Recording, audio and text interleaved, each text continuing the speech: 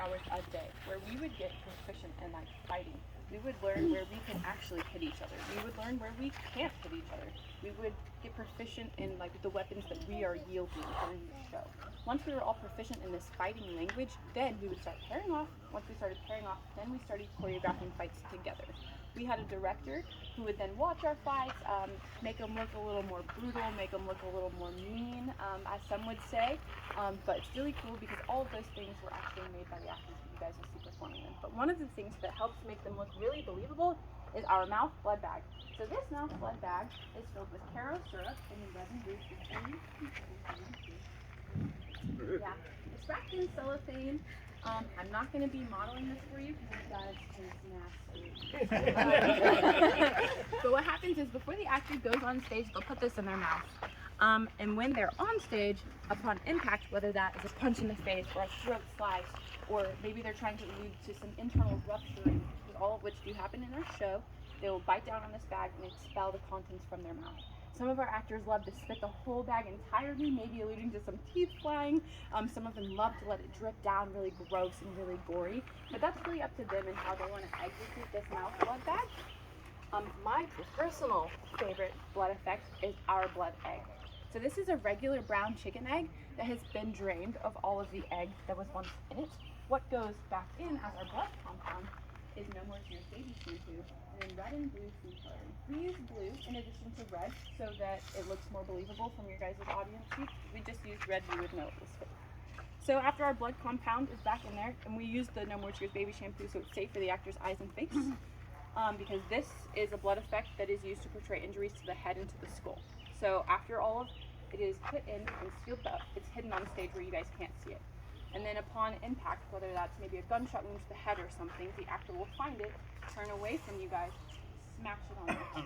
What's cool about it is the blood compound goes everywhere. Little bits of the egg go everywhere. Little bits of the egg fall on the ground. Little bits of the egg get caught in the actor's hair and in their wig, maybe alluding to some skull fragments. So it looks a little bit graphic, but it's really cool because it's just this tiny chicken egg doing all of that work for you guys. The last of the blood effects that I'm going to show you guys is our blood knife. This is not actually a real knife at all. It's really up to us. There's a lot of torture at the top of the show. It's really up to us to sell that illusion to you guys. So what this is there's a hole at the very top of this knife, and then there's an irrigator in this bag. The blood compound that we use for this, though, is actually laundry detergent and then red and blue food coloring. We use laundry detergent in case it gets on any of our costumes. It's really easy to wash out. It's all soap for the consistency of blood. So what happens is you squeeze the little irrigator that's in here, and then the blood compound comes out of the top, like such. And then we have actors who do a really great job of really making it look like it hurts. They do a lot of screaming. They do a lot of all kinds of stuff to really help you believe that they're being sliced from one side of their chest to the other. Maybe we would get some of those for Halloween. You know, all you need is some laundry detergent. And make up your own knife, right? Yeah. Any questions about our blood effects?